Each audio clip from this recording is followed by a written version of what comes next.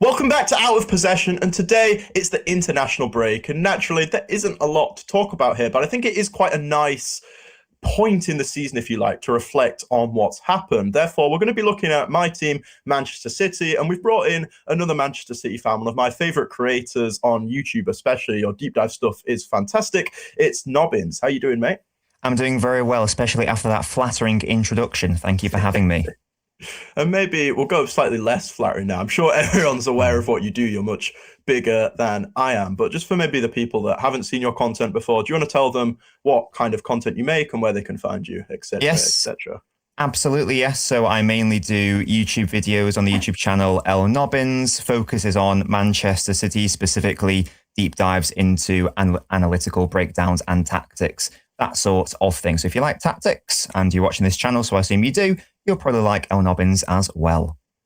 Yeah, I'm going to glaze a bit more now. So I've been a fan of your content for quite a while. So this could be quite a dull podcast because I do often find myself agreeing with you. So Nice. I don't think we're going to have a heated debate today. But as I mentioned at the start, we're going to be looking at Manchester City, kind of breaking down some of the narratives we've been seeing recently. And I think given the reports recently, there's no better place to start than with Rodri. So are you a Rodri hater now, Nobbins, or do you think it's all been blown out of proportion a bit, which is probably where I sit? Yes, I think it's foolish to go to the side of we must absolutely get our pitchforks and flaming torches ready to kick him out of the club. At the same time, you can still be fine with being concerned with the timing of the comments, and that's the main issue for me. There's no surprise that Madrid do want him at some point. He is from Madrid. He may well be a Real Madrid fan, and again, there's no surprise that a Spanish player would want to return to La Liga. He actually came out today saying some of those comments were taken out of context. I have watched the interview in full from that relevant section. Hasn't really changed my mind, though, that I think that given the timing of where we are at in the season, we still have a Premier League title to potentially win, even though I don't think it's likely. Rodri's a winner. He surely thinks we can win it. We still certainly are in the FA Cup as well. He's obviously part of the captaincy group.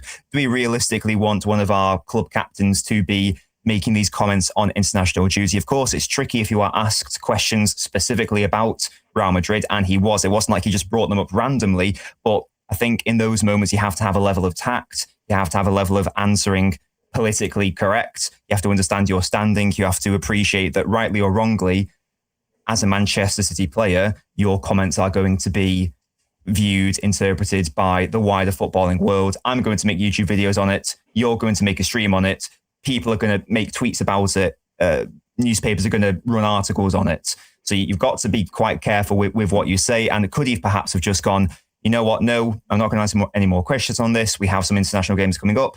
Maybe ask me in the World Cup. We've still got a Premier League title to go and get. Of course, the backlash has been bizarre, as does tend to be the case nowadays with social media. It's all very emotive. It does make sense. Football's an emotional sport.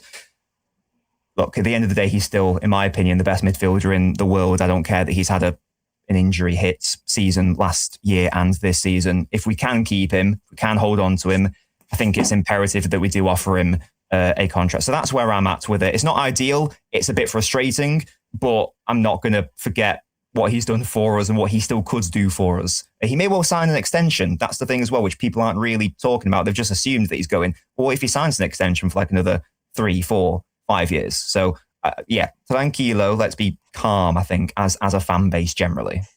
Yeah, I have a very similar viewpoint to that as well. I think what's really interesting is what we've seen for a while, I think since Rodri's come back from injury, is maybe people turning against Rodri a bit. I've seen a lot of opinions that the grass is maybe greener on the other side. People wanting Nico to start, which I think is completely nonsensical for me. I think Rodri is by far the better footballer in almost every metric possible. And maybe people see this slightly negative comments. They're not positive comments, right? I think they have been blown out of proportion, but I think it is very much that crowd of Nico is better than Rodri that are pushing the narrative of Rodri hates Man City, which he clearly doesn't and only wants Real Madrid. And maybe that's why it's spinning out of proportion. Yeah, just on the Nico situation, because I can understand the perspective of Nico does offer us something different than Rodri. Yeah, of course, Rodri is the better player. But I will say some of my favourite performances this season have, in fairness, come with Nico in the side. There is no doubt that, of course, Rodri post ACL this season still getting back up to speed. He's no longer, or rather, he is not as capable compared to Nico out of possession or off ball. That's just a fact. So Nico does provide a bit more defensive solidity. One could argue that provides City a better offensive platform to actually build upon. So if that's the argument, I can understand it. But as you say, I think lots of people are just using this as an excuse to almost push him away in order to further their own idea of what might be the correct way to go down for City. And there's nothing wrong with having the POV of, when Nico offers us this, Rodri perhaps doesn't. But ultimately, Rodri is Rodri. And I think that analysis can sometimes be as straightforward as that. Rodri is Rodri. I think something I've seen a lot of people saying, which I just think isn't true at all, is Nico plays the ball faster than Rodri and he's better at playing progressive passes, which the data tells you is objectively wrong. Rodri is miles better at that. But do you think there's maybe something in the fact of speed of playing forward and that suiting the squad with people like Doku, with people like Cherki, Haaland, these guys who want to play more on transition? Do you think that is a Nico versus Rodri thing, which I don't think it is? I think it's more of a system thing. But where would you kind of place that speed issue? Would it be, again, in the system or in Rodri versus Nico? Yeah, I don't know if I buy, because I've seen that argument as well, that Rodri comes into the side, now City play slow side-to-side football. I've seen that argument as well, so I'm glad it's not just me who's seen that. I totally disagree that is what ultimately happened. If you look at a metric called like match tempo, for example, it is very, very similar from the first half of the season up until January, and then from January up until late March, where we are at right now. There's a very tiny difference. It's barely noticeable, and it is indeed negligible. I think that it was actually the key proponent of perhaps City playing a bit faster this season, and generally, if anything, I'd say it's the opposite. I'd say that since we switched to the 4-2-2 setup, where we've had players like Semenyo, Marmoush leading the striker line, for example, I'd argue that City have actually gotten even more direct as the side has gotten more physical. I don't think that it's a Rodri versus Nico thing. I think that it's perhaps an illustration of in my opinion, the flawed squad building of City so far, carrying on from the summer, where we have some of these players who are perfectly suited for this more direct style of play. You mentioned some of them, for example, Haaland, but we know that ultimately that isn't Guardiola's ultimate vision. That's not his style of play. Just going back to that 4-2-2, someone asked, and I think it was Amir, who asked him and said, why are you playing like this? And he basically went, I'm playing like this because I have to play like this. I don't really want to play like this. His comments after, the game at the Emirates, where we were very, very defensive and we were playing more so on the counter, and Pep clearly saying, I don't want us to play like this. I want us to have the ball closer to the opponent's box. That has ultimately come about due to squad building, in my opinion. And I don't really see it, as a Rodri versus Nico situation. I don't really know where people are getting that one from. And the final thing I want to say on that is, if you think about our best performances this season, we just had, I would argue, the best one of the season, League Cup final.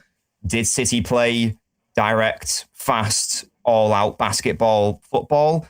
No. We absolutely dominated the play in the opponent's final thirds, didn't we? It was control, but it wasn't control for the sake of having the ball. It was control as in you are pinning your opponent back. So it's a really good offensive and defensive weapon. So I get it that people are passionate about, we want City to play more direct and that sort of thing. But that's not Guardiola's philosophy as far as I understand it. And based on our performances this season, I would contend that our better performances have come when we haven't had more of a basketball environment. So that's my take on the whole situation. Again, I completely agree. I'm glad you've mentioned the systems there as well, because I think where this Rodri-Nico argument comes from for me is the fact that it just happens that Rodri coming back is kind of lined up with us switching systems, because obviously at the start of the season, you had Doku, you had Cherki, they'd come narrow, right? And we play that kind of football. That was the system Nico was playing in. And in my opinion, that system was better than the 4-2-2 we've seen recently with Semenyo. I preferred that a lot. And what we've seen as basically as soon as Rodri's come back is Semenyo comes in and we've kind of switched to this 4-2-2. It's basically perfectly aligned with that. And I think because of that, people have maybe misdiagnosed the issue as being Rodri instead of the issue being the system, which is what I actually think it is. Because when we've seen us recently go back to kind of an older system with the wide wingers. We've seen a few games of that. I think Arsenal was a good example in the cup final. Rodri is still in the team and it has been way more successful. Therefore, the issue is clearly not Rodri. I think it's very much a system thing. I assume you'd agree with that because that's kind of the point you were making before. Yeah, definitely. At one point, we've seen so many different setups this season, haven't we? And I think that perhaps it is indicative of the squad building and like where Pep is at with the current meta. He's perhaps a little bit confused as to what his best team is and what is the best way to set it. We've seen a 2-3, we've seen a 2-2, we've seen a 3-2, we've seen a 3-1, we've seen a 4-2 in this 4-2-2. I don't think I've ever seen so many different formations used in one season by Pep, and within all of those different formations, there's totally different systems within those formations as well. Like one 2-3 isn't the same as another 2-3, for example. So there's loads of different moving parts.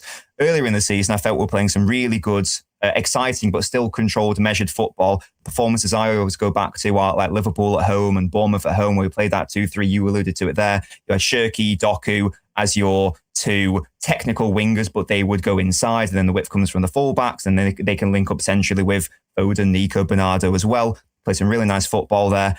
And injuries haven't helped either. That's probably also why we moved to this 4-2-2 this year, because we didn't have Savio or Doku for a time.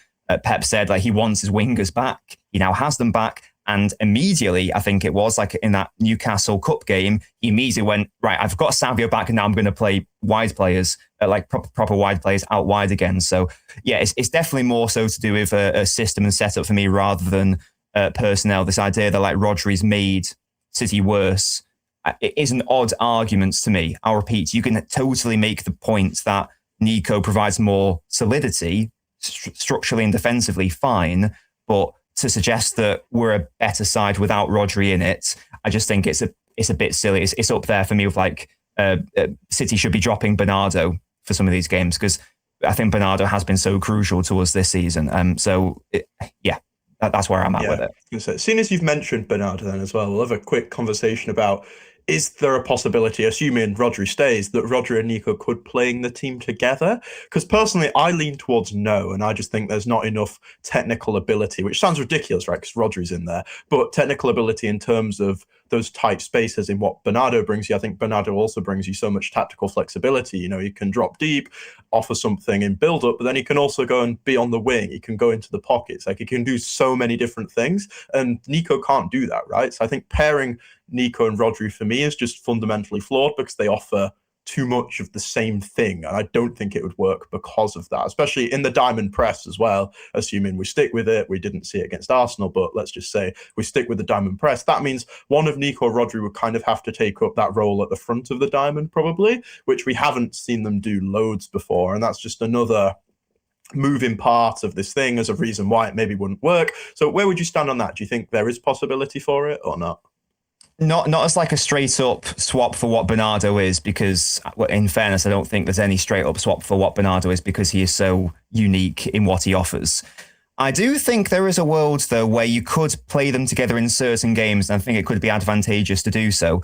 But I want to make clear that I wouldn't want that to be like City's main midfield across a season. But I do think there could be some specific use cases where it could be really interesting to see. For example, if you go away to St. James's Park and you come up against a midfield three of Tonali, Angel Linton and Bruno Guimaraes, I think there would be quite a strong argument to perhaps play both Rodri and Nico together to offer that midfield solidity. Perhaps in those big Champions League away games where, especially in the past few years, Pep's focus has generally been on don't lose the game. I think that having those two together could potentially work as more single-use cases rather than, they're going to start 30 Premier League games together. That's not really what I'm suggesting. I think, over the course of a season, it's probably not optimal, but I do really think there are some single-use cases, and I'm a little bit confused as to why Pep hasn't really been experimenting with that this season. I think that we've seen a combined maybe 30 minutes of them playing together. I know that last season against Bournemouth, Nico and Rodri shared the pitch. Nico went to the 8 and Nico actually scored a really nice goal that day. Outside of that, it's been like bits and pieces, the final end of games, that sort of thing. I would like to see it just because sometimes seeing is believing in football. Pep obviously thinks it's a case of one or the other. And if it is a case of one or the other, then that surely brings into question the long-term future of Nico as a City player, because you're not going to, unless Rodri leaves, as we potentially alluded to at the start of the show, you're not going to displace Rodri as an out-and-out number 6, are you? So if there isn't a way that they can work together, and if Rodri stays, then you'd assume that Nico is probably going to have to leave the club, because he's still young, but he's surely getting to the age now where he wants to play relatively consistently himself. So if there isn't a world where they can operate together and coexist together relatively consistently or whatever, then unfortunately probably means that Nico would have to be moved on, which is a shame because I really like Nico. I think that is what we're looking at, though, because I don't think there is a world where they can play together consistently. And I think consistently is the key word there, right? Because anything can work on a single use basis in very specific scenarios. Like we saw a zonal press, for example, against Arsenal. You can't get away with zonal pressing in every single game. And straight after the game, you see people coming out and going, we should do this every game. And it's like, no, but that won't work. Yeah. It's very single use case. Absolutely anything can work in very, very specific scenarios, but I think it's about finding things that work on a consistent basis. And I just don't see that being a consistent option for us. I think in a midfield double pivot, which is what we're alluding to, right? You have to have two players who offer different things. We see at Arsenal, right? They have Subamendi and they have Declan Rice. They're two very, very different players for me. Look at Barcelona. You have Pedri, who can do absolutely anything, and Frankie de Jong. Again, they're two pretty different players. PSG, you have Gian Neves and Vitinha, two very different players. And I just don't think Rodri and Nico are that. I think they're two quite similar players in a way, which is why I don't think it'll work. May I not counter that, but just perhaps offer a different perspective? Because I agree that the usage of Nico, totally agree that he's exclusively been used as like a mini Rodri, whatever terminology you want to use. The reason why I think it was this time, well, in January of last year, whenever we signed it exactly, at Porto, he didn't play as like a defensive midfielder. He actually played as like a more sort of like all-action number 8, like a box-to-box player. Now, if it was that version of Nico that we were seeing play for City, I would contend that they would actually be able to play together on a semi-consistent basis. Again, maybe it wouldn't be ideal across 38 league games, but I still think it could work where you get enough minutes for both of them and they are happy across the season. But the way that Nico's being used this season, I do totally agree that he's basically been exclusively used as a defensive midfielder, as a number 6. So if you're going to have two of these defensive midfielders play for Pep Guardiola, it's probably not going to work out. So you would, in order for it to work, you would have to have the Nico of what he was at Porto, where he was this, as I say, this more all-action player. I can't recall his midfield partner at Porto, but he was the more so structurally sound defensive midfielder. Of course, Nico still offered that, but Nico was the more adventurous on-ball player, and that's why I'm a bit. That's like the bit I'm most surprised / shocked at about the signing. Is I felt that Nico's on-ball work, it would be like, he would fit like a glove, he'd be amazing at City, whereas his off-ball work would be the stuff that would need the most work. It's actually been the opposite. His off-ball work's been exceptional, way better than I thought it was going to be, but we have lost a bit of that thrust that we saw at Porto. Is that just because of the role that Pep is now coaching him to play? I'm not sure. But I think if we can that's not the correct term, but if we can reacquire, that Porto Nico somehow and pop him into this City squad, if he hasn't lost that, I do think there is a world where they can coexist. One can make the argument, is that optimal, especially with the rise of a Nico O'Reilly and all the players City being linked with? That's another conversation, I think. Yeah, that's interesting, to be fair, though. I'm not going to pretend I watched a lot of Porto with Nico in that team, so yes. I wasn't aware of that. And if that is true, which I assume it is, I doubt you've just made it up for giggles. Total cap. I'm just gaslighting you. He actually played centre-back. No, I assume, then yeah, maybe there is a world. But with us targeting guys like Elliot Anderson in the summer, I think that's a transfer that's very likely to happen now. I just doubt Pep sees him as that player, because Elliot Anderson is that player. And if Pep thought there was a world where Nico could be that player, I don't think we'd be looking to go out and acquire Elliot Anderson. Mm-hmm. I know. I think that's absolutely correct. When we signed Nico, again, I thought he was going to be like this Gundogan replacement. You know, this. Of course, he was a number 6 throughout La Masia, but he goes to Porto, develops his game into more of a number 8. So I'm like, okay, perfect 6-8 hybrid. He can fill in for Rodri, but he can also do the Gundogan and play alongside him. So it's like the perfect option for him there. And yeah, we just haven't seen it yet. So perhaps Pep has made the decision of, no, you just can't do it. And I think that's a shame, because I promise he was doing that at Porto.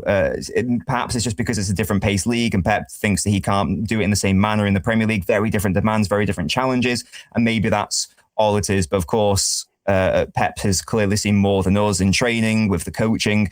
And yeah, maybe he has reached the conclusion that it is a one or the other, hence all the links to players like an Elliot Anderson, as you say, who perhaps will eventually, finally, after getting Nunes, after getting Gundogan again, after getting Nico, after getting Reinders, after missing out on Bellingham and Rice and Paquetá, is this finally now going to be the actual Gundogan replacement 3 years on?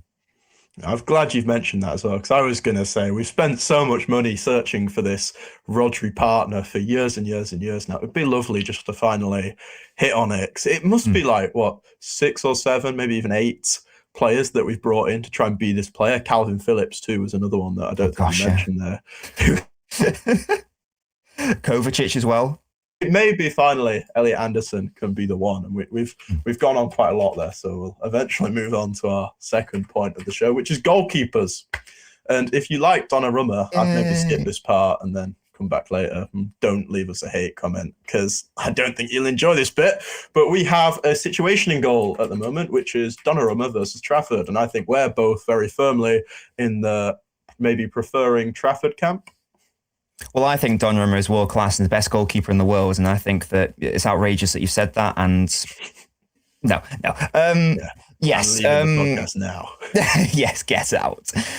I have made my thoughts on the Donnarumma situation very clear. He's a very good footballer, and there's nothing wrong with liking him at all, and there's nothing wrong with appreciating him for what the player he is. And I do think that in isolation, he can be a very successful player for many football clubs. I just don't think that he's best suited for City, that's all. I said that when we first linked with him in August, whenever it was.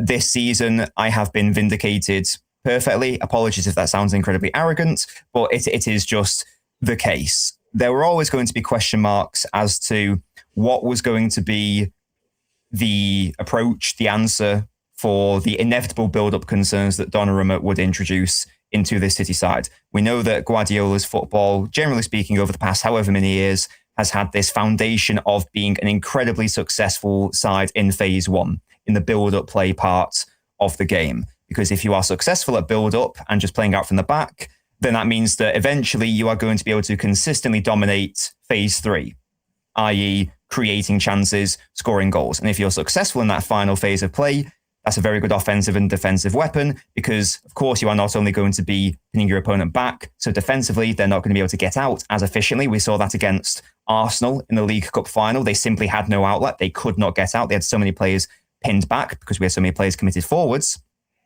And obviously, it's going to be very good offensively because City have so many players really good at destroying low blocks or mid blocks, players like Doku, players like Shirky, Haaland's obviously a goal-scoring monster, etc., etc.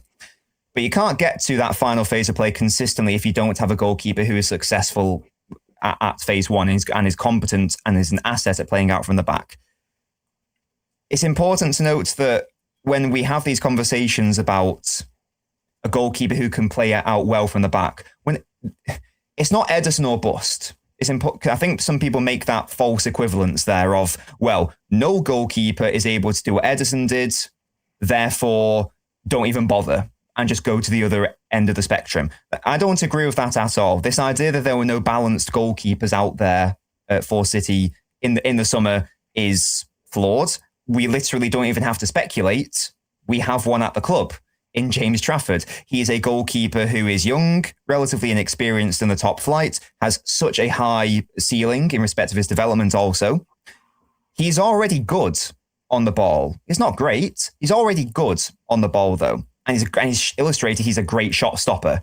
So why can't he maintain that level of shot stopping, but under Pep's coaching and just getting used to playing consistently with City, why can't his ball playing go from, let's say if it's a 7 out of 10 right now, why can't it become an 8? Why can't it become a 9? The answer is there's no reason why it can't do. He's already good. It can get even better.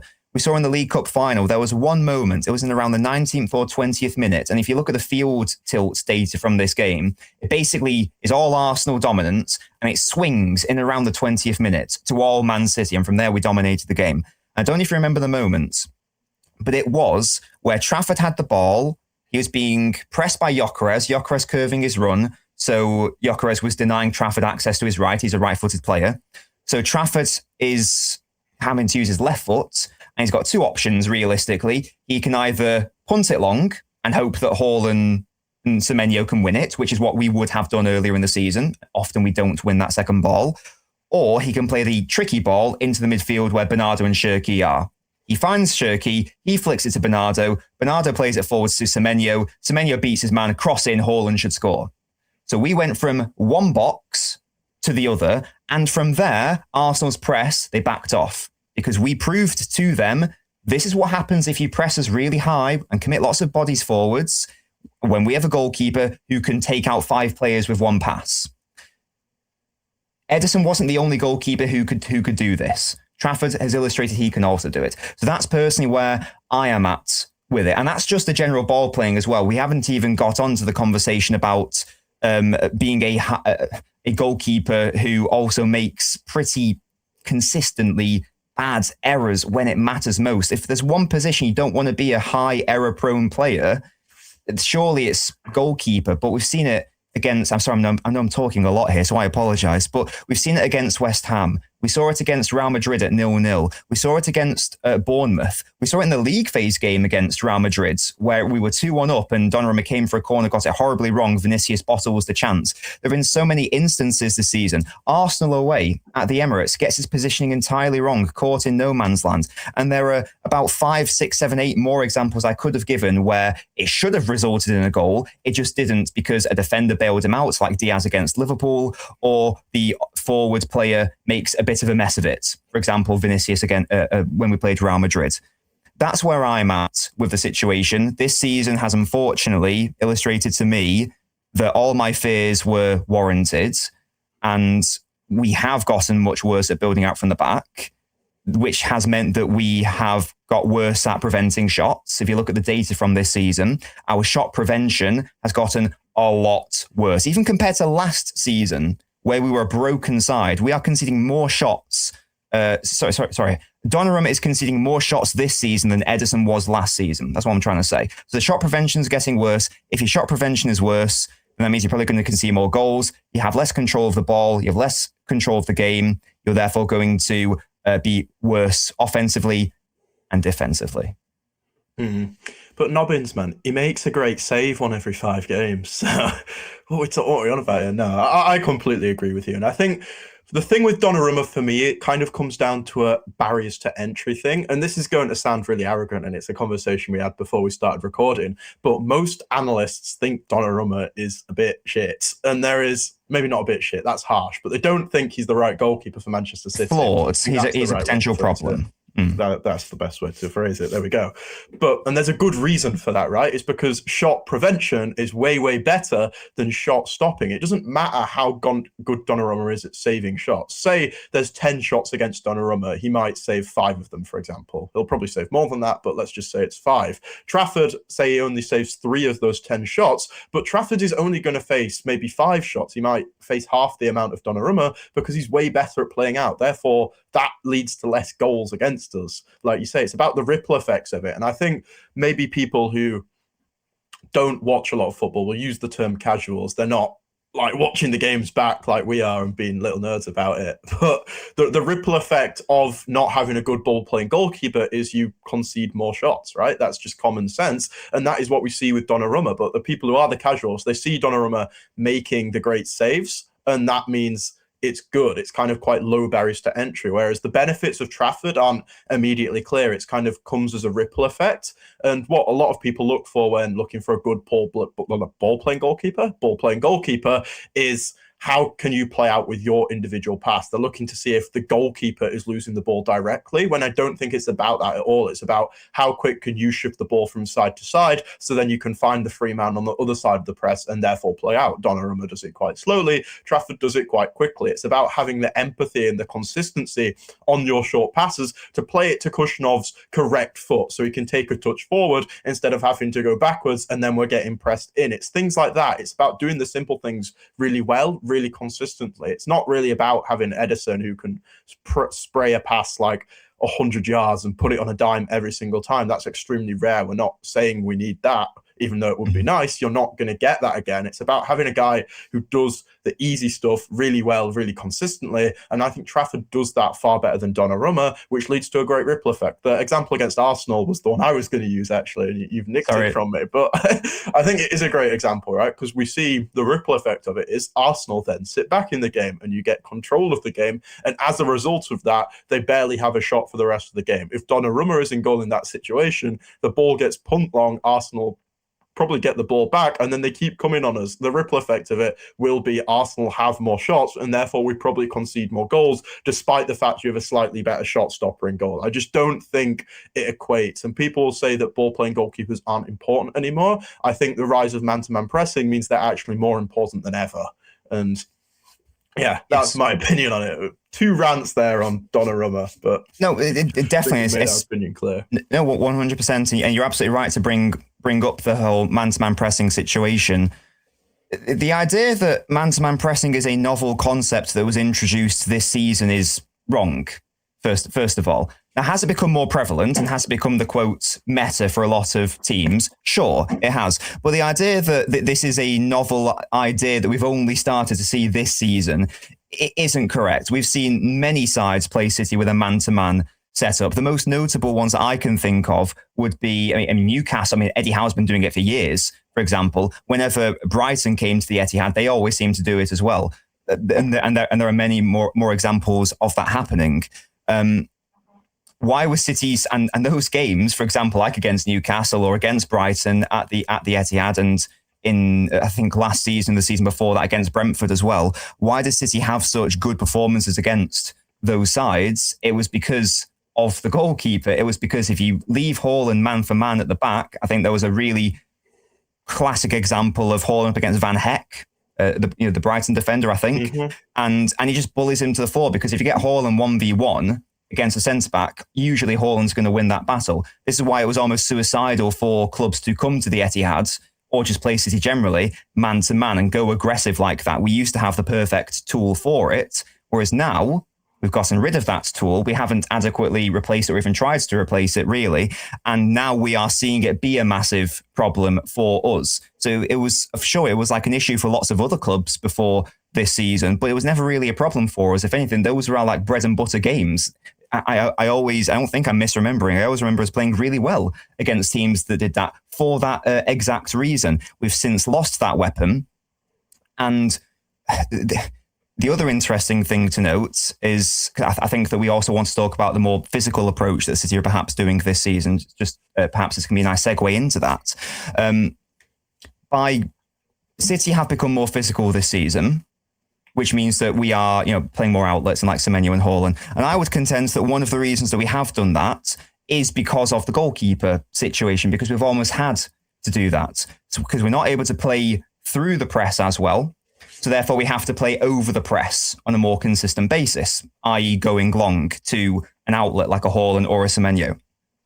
What's interesting, there's sort of like an irony there in that in trying to come up with a structure and system which benefits Donnarumma, what we've actually ended up doing is creating a structure which would have been perfect for a really good ball-playing goalkeeper. Because even if you're going over the press, you still want your goalkeeper to be able to find those long balls relatively accurately, or at least put them in a good area. So, for example, like on a player's chest or foot where they can control it with their back to the centre-back, rather than just on their, the top of their scalp, where it's just going to, it technically will be an accurate pass, which just goes off the head straight back to an opposition defender. I just thought that was quite interesting, and that's the whole interesting debate about the physical approach that City have taken this season. Has it actually been to a benefit, or could it have been something that was avoided, perhaps? Yeah, just finally on the goalkeeper. So I think the point you just Yes, made let's keep there talking is about really it. important. Yes. We love the goalkeepers, but it's about the key word here is empathy of passing for me, whatever you want to call it, being able to play a good pass. Because the thing that really winds me up in these Donnarumma Trafford conversations is when you look on the stat sheet, for example, they have very, very similar short passes completed percentage, long Oh, pass God. completed percentage. And this is because if Donnarumma plays a long pass, and like you just say, Haaland, it hits him on the top of his head, he can't really reach it, but it touches him. That counts exactly the That's an same accurate as pass. Trafford playing a great pass straight into his feet. Same as we were talking about the short passes earlier.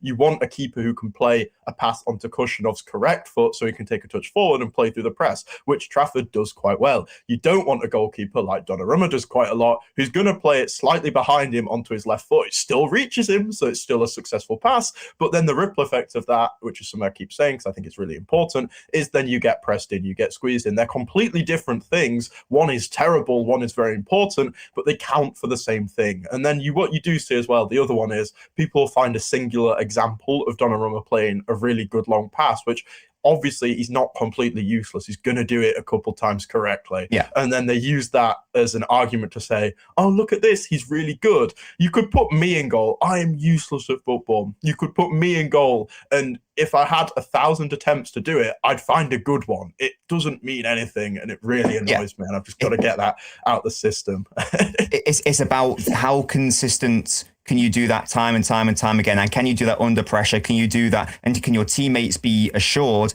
that you will be doing it on a consistent enough basis? And the answer is ultimately, of course, you can put clips together and make any player look absolutely amazing at any trait, essentially. But it's more so about the consistency of that delivery. Can you do it week in, week out, week in, week out? And what we've seen over the past 11 years of Donnarumma's top flight career is that the answer to that question is no at the end of the day. Can I say one more thing on the goalkeepers before we move on? Yeah, so because this is all, whilst the build-up conversation is very, very important, obviously, I do think it is one of the biggest things to discuss with the whole Donnarumma Trafford debate. Some people believe that the framing of the argument is purely about this trade-off which exists, i.e., is the trade-off worth it because you are sacrificing this build-up play, shot prevention, whatever, but you're getting this, in theory, imperious shot-stopping ability, traditional goalkeeping ability. But that's not really what the trade-off actually is. That's how it's framed. That's not really actually how the actual situation, because Donnarumma isn't Courtois. Now, if this was Courtois, that would be the debate, because Courtois is this imperious, excellent, barely ever makes any errors goalkeeper. I know he made one against us in the league phase, but you know what I mean? He is actually this guy who will single-handedly win you the Champions League. He's done that multiple times. He's done it against us. He's done it against Liverpool. He's done it a fair few times across his Real Madrid career. But that's not what Donnarumma is. And this isn't a Donnarumma hate video. This is just a reality of what he is as a player. Donnarumma's career, unfortunately, is marred by high-profile errors in the biggest moments. In his first season with PSG, the infamous ball playing against Benzema. Second season with PSG, horrible shot-stopping attempt against Koeman, and they end up getting knocked out there. Third season with PSG, horrible cross-claiming from Dortmund's corner. Of course, they won it last season. He was excellent in the semi-finals and quarterfinals and semi-finals. Even in the round of 16, if you remember the goal, Harvey Elliott's goal in the last minute at PSG, horrible error. PSG end up losing the first leg 1-0. This season, 0-0, makes a calamitous... Of course, O'Reilly makes the initial errors, but a calamitous decision-making error and poor sweeping as well. Also, just the consistently poor cross-claiming and set-piece dominance, and the fact that we look so frail from these crosses. Thankfully, we haven't really seen a shot-stopping error this season, but we have still seen all of these other bits of poor play and inconsistency in his play. So it's lovely that he can pull out, those amazing saves like against Liverpool at Anfield, where I do think only he and Courtois could save that probably on a consistent basis. But then you have like a month later, the Real Madrid incident, the West Ham incident, all those other incidents I outlined earlier. So if it were as black and white as bad ball playing, but very good shot stopping, okay, maybe the trade-off is arguable. But what we've seen so far, unfortunately, is bad ball playing, so all of that, the ripple effect, as you say it correctly. But we also get, it's not just pure excellent shot stopping, it is error-prone decisions. It's really bizarre sweeping decisions. It's being frail at set pieces and just from crosses generally, despite being this behemoth of a man. So it's just worth noting that the trade-off isn't, unfortunately, the trade-off isn't as black and white as people perhaps want it to be. It is more in-depth than that. And unfortunately, hopefully he improves, but it's something that he's been doing for 11 seasons now, quite frankly. I will say one more thing as well. We will move on after this. But I think something that's really important that's not really mentioned very much is the crosses, especially in the Premier League where set pieces are so prevalent this season. You cannot afford to have a goalkeeper who can't catch the ball from a corner. And we've seen so many times this season, Donnarumma will come out and he'll just completely miss it and he's in no man's land then. And we haven't really been punished for it that much. We've got away with it time and time again. He's got very lucky. Obviously, there was the one against West Ham where he did get punished for just completely missing the ball. But this happens all the time. And it's something that is really important for a goalkeeper. If I was going to rank the things I want in my goalkeeper in the Premier League at the moment, my list would be number 1, a good ball player, number 2, a good cross claimer, and then number 3, a good shot stopper. I'd have it right at the bottom at the moment for me, which is a big reason why, again, I don't think Donnarumma is the right option because he's rubbish at the first 2 things that I think of what do I want my goalkeeper to do. Anyway, we'll finally move on.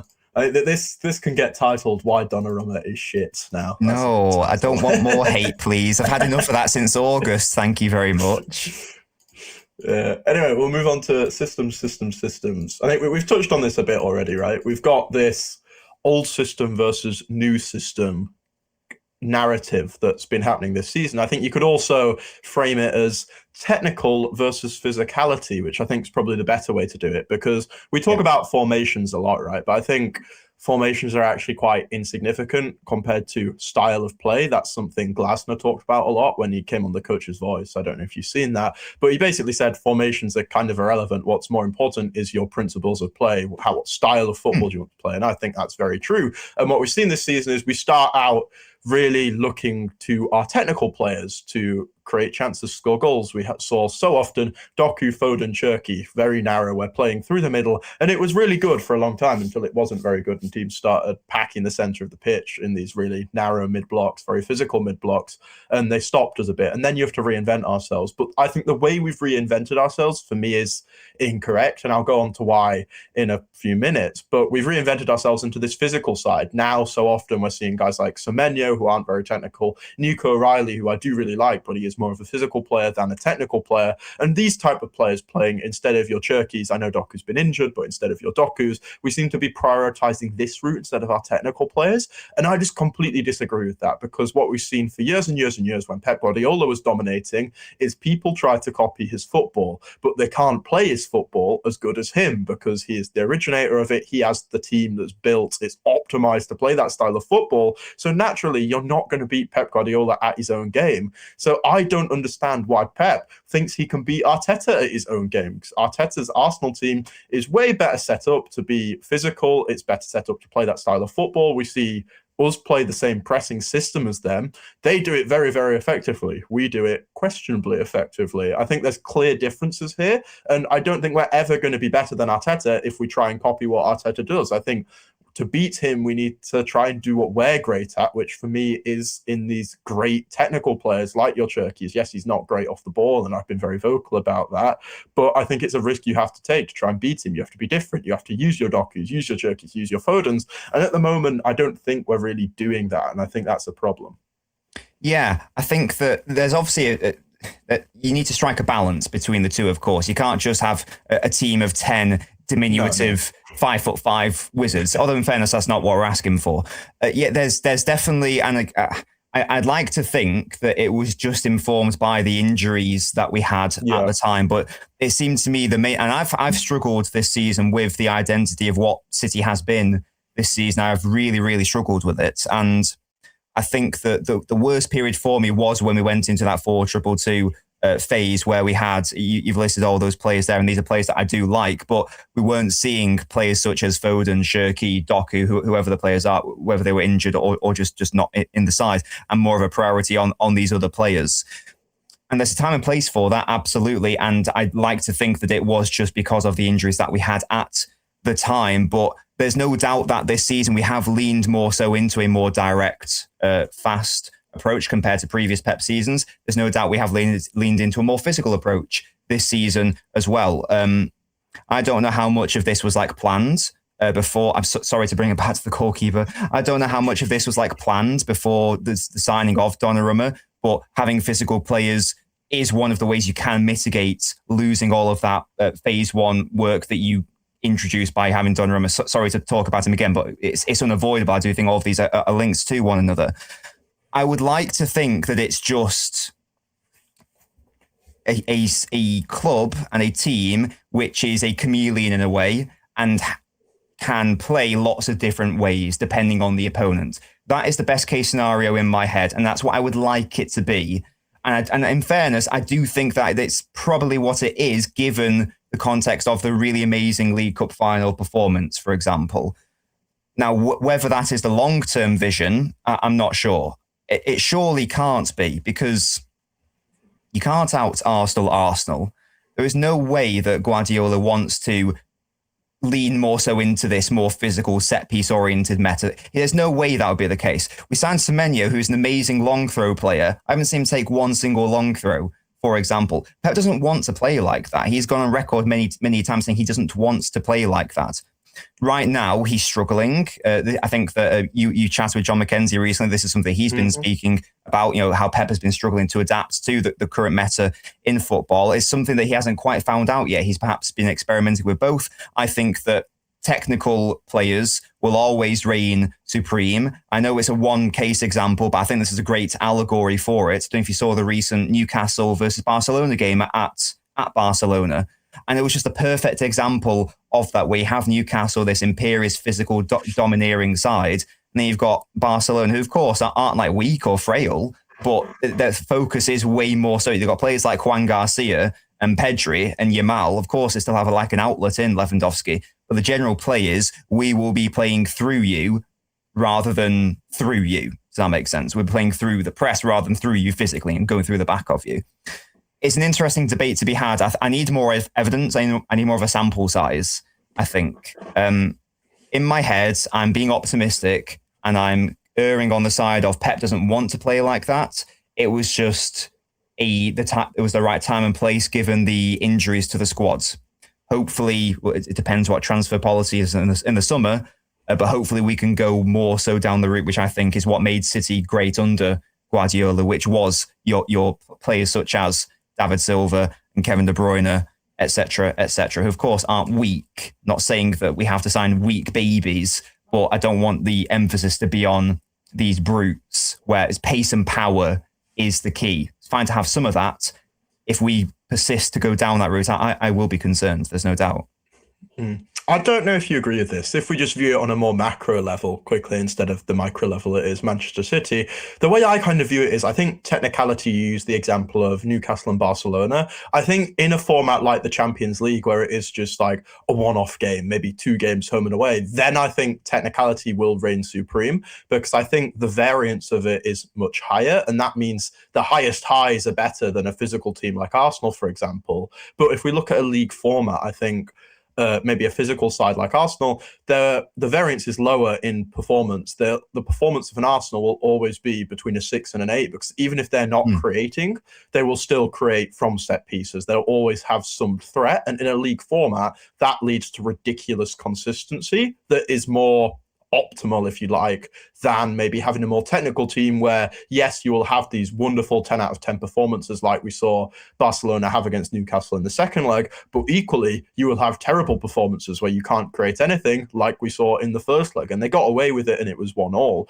But realistically, I think that game could have easily have been 3, maybe even 4-0 Newcastle if we get a bit carried away, if they had some more final third quality. So I think it depends what you want to optimize. If we're looking at, we want to be successful in the Premier Premier League more than a Champions League, then I think maybe there is legs to say, let's try and be a bit more physical and make ourselves a bit more consistent. Because I think that's the issue this season. No one's disputing that we can't hit these high highs, because we have hit the high highs. We beat United 3-0, who weren't a great team then, but they've got good personnel, right?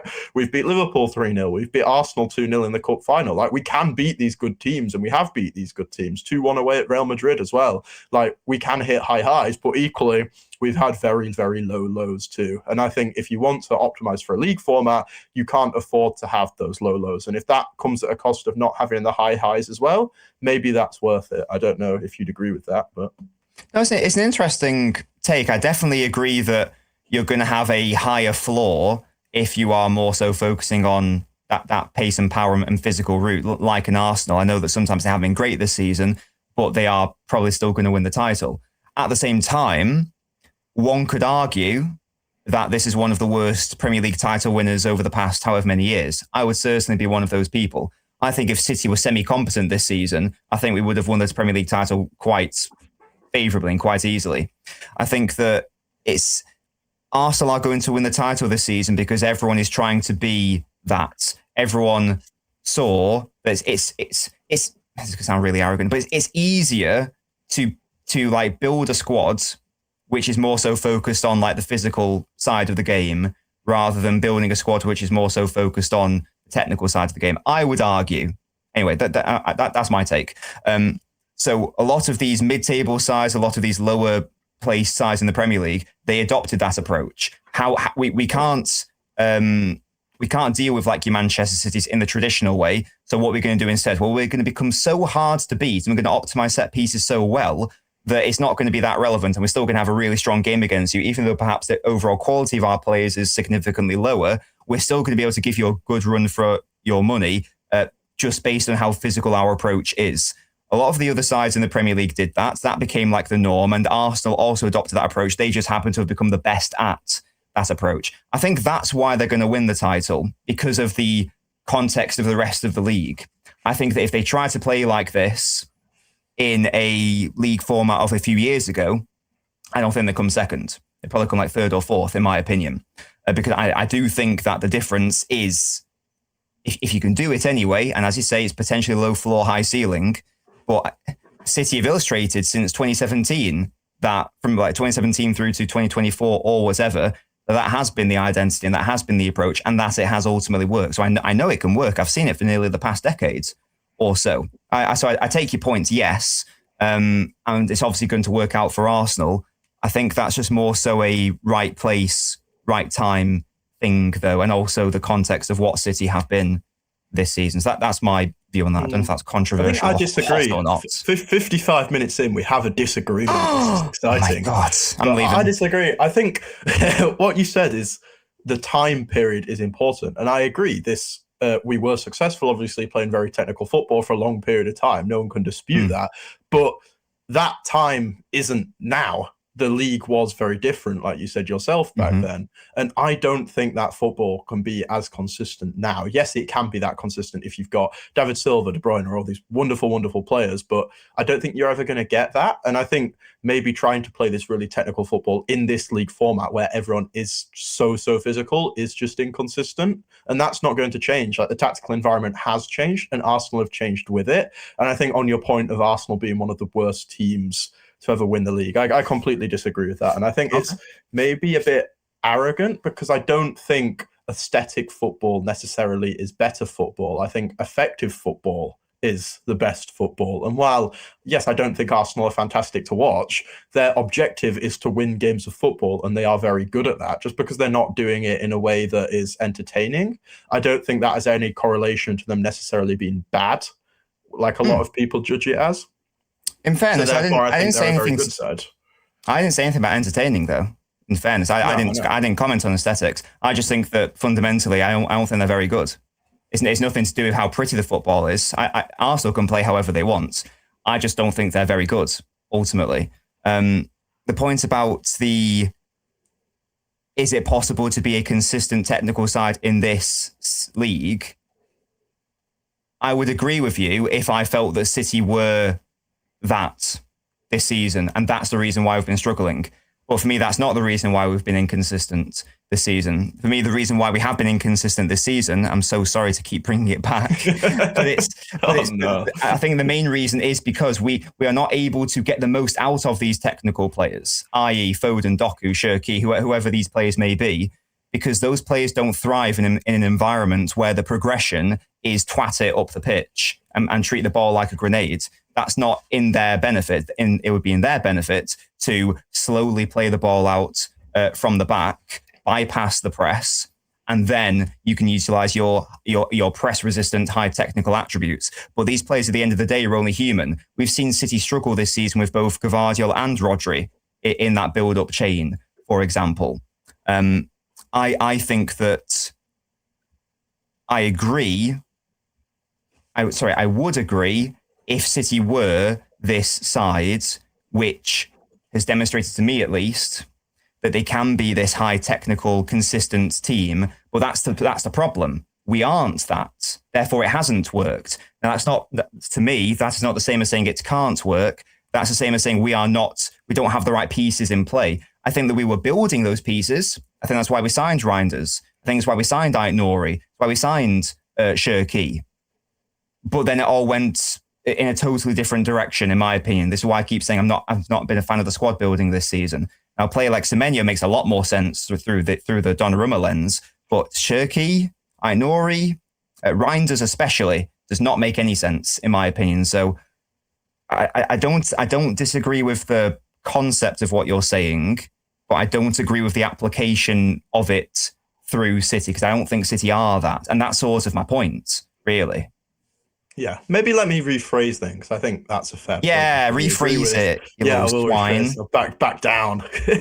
No backbone. But maybe I think the more balanced opinion would be it's harder to be successful as a really technical team now. 100% agree. 7 years ago. I think that's probably the truth. And then maybe you could argue it's more beneficial to take the easier road that maybe actually isn't easier, because like we discussed previously, you're never going to be better than Arsenal down this road, which is what you have to be if you want to win titles.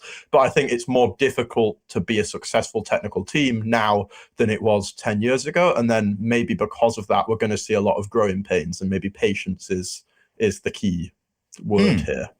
May I ask then, because you started the topic by saying that in the debate of physicality versus technicality, please correct me if I'm wrong, but you seem to be suggesting that you wanted and favour perhaps a more technical approach rather than physical. Yeah, Have I got that right, first of all? It depends if we're talking about winning the Premier League. I think if you want consistent finishes in the Premier League, which nobody does, if the conversation was how do Manchester City consistently get top four, then I think I'd lean to a more physical approach, but that's not the conversation, right? The conversation is how do we beat Arsenal and win? I think then I'd favour a more technical approach. Yeah. Maybe that's where I misunderstood, because I was talking about it from a purely City winning the title lens. Oh, yeah. I wasn't talking about it as what should the rest, I don't know, what should Burnley do to finish consistently in 13th? You know what I mean? So I think I may have misunderstood. I apologize. So I agree with you that for the majority of clubs, it is better to be a physical side because it's easier. But if we are talking about what do you want the highest ceiling to be, and we've demonstrated that we can be that, and I don't think that we can't have been that this season. I think that's sort of my point. If you want to eclipse what Arsenal are doing, because you can't out Arsenal, you need to go down the other route. And that's been Pep's philosophy throughout his entire managerial career, basically. Like when he came to the Premier League for the very first time, it was more so direct, classic English football, whatever you want to say, not as extreme as it was like 20 years ago, but that was still the prevailing idea. This idea of like having a goalkeeper who would consistently play out from the back was a bit of an alien concept. I know we had like players like Bartes, for example, who played for Man United, but he was a bit of a maverick player. It wasn't like prevailing opinion. Pep comes in, he plays a totally different style of football, and that's how he's able to get his wins and ultimately dominate English football. And that's throughout the entirety of like Pep's career. Like even when he came through at Barcelona as well, that's his philosophy. It's going against the grain. I would rather us be the outlier and be the difference rather than trying to conform to what the majority are doing. I'm not saying it's bad to do that. I'm just saying that City have illustrated that if we get the squad building right, we can absolutely and have absolutely done that. Yeah, I think I do actually agree with what you're saying. I think I just articulated my point badly. I think I interpreted it badly. So either way, well, we didn't have a disagreement after all. Panic over. Yay, we can continue to be friends. Yeah. Hooray. To finish the show now, we're going to introduce a fairly new segment. If you listen to the previous episode with Kish, you'll know what we're about to do. It's the quiz, and the leaderboard is pretty stacked at the moment, Nobbins. Kish is number 1, and Kish is also number 2. Apart from he's not number 2, he's just number 1. But he's the only person on the leaderboard. He's got a big. He's simultaneously the winner and the loser. And the loser, exactly.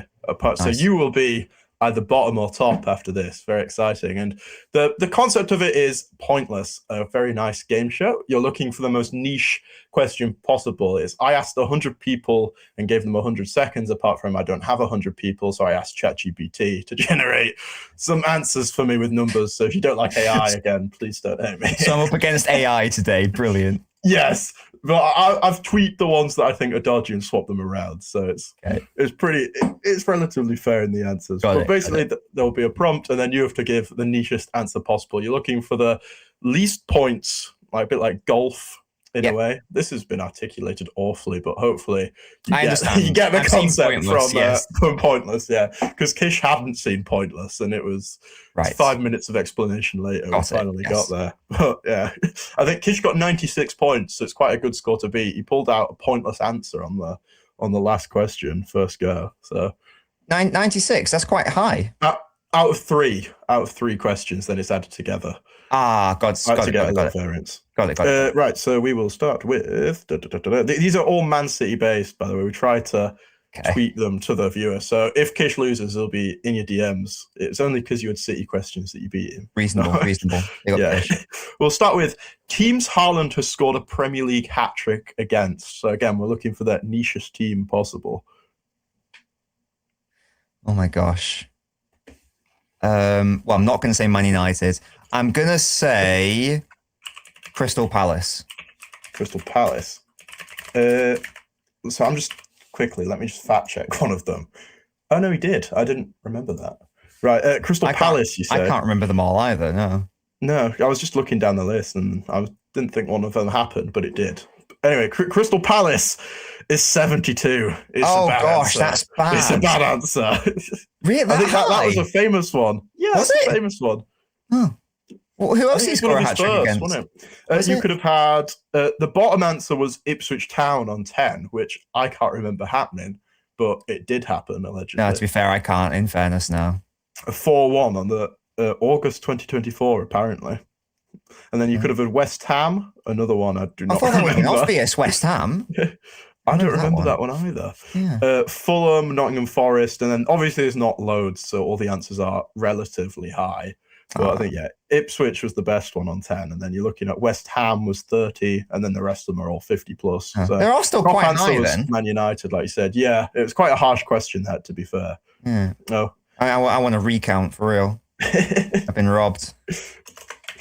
Palace on 72. Right, the second question. Teams Pep Guardiola has beaten by 4 or more goals with Manchester City in the Premier League. There's a lot of answers for this one, because we are very good at football. So... By 4 or more. Stoke. It's a very good answer. We beat them 7-2. We did. That's great knowledge, that. 7-2, October 2017. Little throwback for you. 7 points. He's back in the game. Oh, that's a better answer. Come on now. Better answer. We're looking... This is interesting here. We're on 72 and 7 puts you on a combined 79 for anyone who likes maths and who's listening, which means to beat Kish, you need 17 or less. I still need a very good answer 17 or less, a very good answer on the last one. Kish pulled out a pointless answer on his last question. So I need to basically do that then. Understood, right? There's one pointless answer here. So it is possible. And it's players who have assisted Erling Haaland in the Premier League. Oh, gosh. There's obviously a risk here of going for one who hasn't and getting a big 100. When you I'm All right. Okay. I'm not going to say players like. I'm not going to say obvious players like De Bruyne or Foden or Shirky, obviously. I'm going to take a risk because I don't even know if he's assisted him. Kovacic. Ooh, it's a great answer. Big 6 points for Nobbins. Oh, yes. Come on. For anyone playing along at home, there was a lot of good answers here, which means you are number 1 on the leaderboard, by the way. Dumping Kish down at the bottom. Hold that, Kish. Was already bottom. Yeah. And that was after a terrible start, just like Man City. We start terribly, we smash it by the end of the season, usually. You could have a pointless answer with Sergio Gomez. Yeah, never. I should have got that. He did that in the 6-3, I think. You know, the double hat trick game with Haaland and Foden. He did. That is correct. Should have got that. You could have had Manuel Akanji for 8, Nathan Ake for 12, John Stones for 18, and they were the best answers. Obviously, at the top, you've got guys like De Bruyne, Bernardo Silva, Foden, Mahrez, all very bad answers. But Kovacic, second best answer. It's a great answer, which puts you at a total of 85. It's a great. It's not bad. It could have been better. Maybe I can come on again in the future and have another go, but it's not bad, is it? It's top of the leaderboard, so you can't complain. Will he stay there? That's the question. Anyway, thanks for coming on, Nobbins. I enjoyed that chat. 90% of it was Donnarumma hate, but logical. No, it was maybe fair, reasonable criticism of a player who is allegedly world class and the best goalkeeper in the world and is objectively one of the highest paid goalkeepers in the world. It was fair, valid criticism. Yeah. The title might say otherwise, but I'm in on it as well. I'm not keeping my... I share the opinion, so we'll go down together. But anyway, just for coming on, if you guys like the podcast, if you're listening on Spotify, leave a follow, give us a 5-star rating. If you're on YouTube, hit the subscribe button, hit a like. Either platform, get in the comments, let us know if you agree with whatever we said. I'll take it. A lot of you probably won't, but please don't let us know. Only comment if you agreed and say nice things. If not, just leave. Don't bother. But anyway, and come back for the next episode, which is with Ollie Thomas at some point, which is exciting. We're talking about England. Woo, international football. Anyway, cheers for listening. Bye-bye.